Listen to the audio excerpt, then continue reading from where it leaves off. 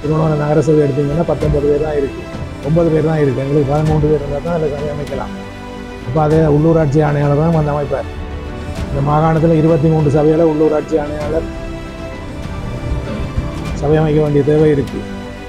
இன்னும் ஒரு 2 கிழமைக்கு பிறகு அதில் 10 நாளைக்கு பிறகு அம்பாறை தொடங்கி நடத்தி வருவார்னு நம்புகிறேன்.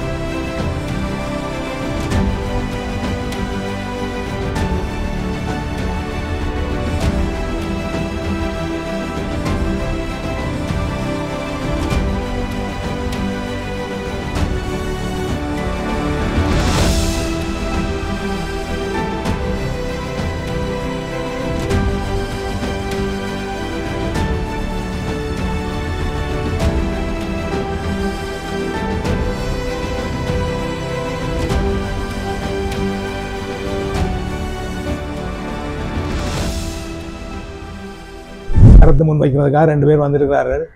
அவர்கள் இன்றைக்கு உங்களோட பேசுவார்கள், உங்களோட கலந்துரையாடுவார்கள். நீங்கள் அவங்க சொல்கிறதை செவிமடுத்து செய்கிறதன் மூலம் சபையில் நீங்கள் கட்டித்தனமானவர்களாக இயங்க முடியும். இப்போ உங்களுக்கு முதலாவது விஷயம், சபைக்கு போகிறோன்னு என்ன வேலை இருக்குது? தலைவர் தெரிவு பெருகளுக்கு இல்லை, மற்ற இடங்களுக்கு இருக்குது. தனிப்பெரும்பான்மை உள்ள சபைகளுக்கு தெரிய வேண்டி வராது. அதை கட்சிகளை தெரிவு செய்து விடுவார்கள். திருவண்ணாமலை மாவட்டத்தில் பதவி சிறிபுற, கோமரங்கடவலை, மொரவர், பெருகள் 3 தனிப்பெரும்பான்மை இருக்குது. ஒரு கட்சிக்கு அரைவாசிக்கு மேலே இடம் இருக்குது. அவைகளுக்கு தலைவர் தெரிவு தேவையில்லை, அதை கட்சியை தெரிவு செய்து போடும். மற்ற சபைகளுக்கு அரைவாசிக்கு குறைய தான் இருக்குது. திருவண்ணாமலை நகரசபை எடுத்திங்கன்னா 19 பேர் தான் இருக்குது, 9 பேர் தான் இருக்குது. எங்களுக்கு 13 பேர் இருந்தால் தான் அதில் சபை அமைக்கலாம். அப்போ அதே உள்ளூராட்சி ஆணையாளர் தான் வந்து அமைப்பார்.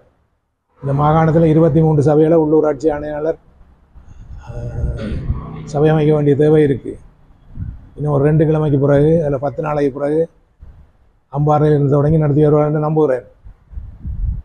அப்போ எங்கள்கிட்டையும் பல சபைகளில் பெருக்களை தவிர மற்றாக்களெல்லாம் தலைவர் தெரிவில் எப்படி நடந்து கொள்ளணும், எப்படி தலைவர் தெரிவு நடைபெறும், உங்களோட கடமைகள் என்ன, அதிகாரங்கள் என்ன, பொறுப்புகள் என்ன, மக்களுக்கு எப்படி சிறந்த சேவை செய்யலாம், நிதி. இப்போ உங்களுக்கு ஒரு முக்கியமான பிரச்சனை இருக்குது என்றால், பழைய ஆளுநர் பணியை விட்டு போகும்பொழுது கேஷுவலாக அமைய ஊழியர்களாக இருந்ததெல்லாம் பெர்மனன்ட் ஆக்கிட்டு நிரந்தரமாக்கி போட்டு சபதான் பணம் பே பண்ணணும், சபதான் சம்பளம் கொடுக்கணும்னு சொல்லிட்டு போயிட்டார்.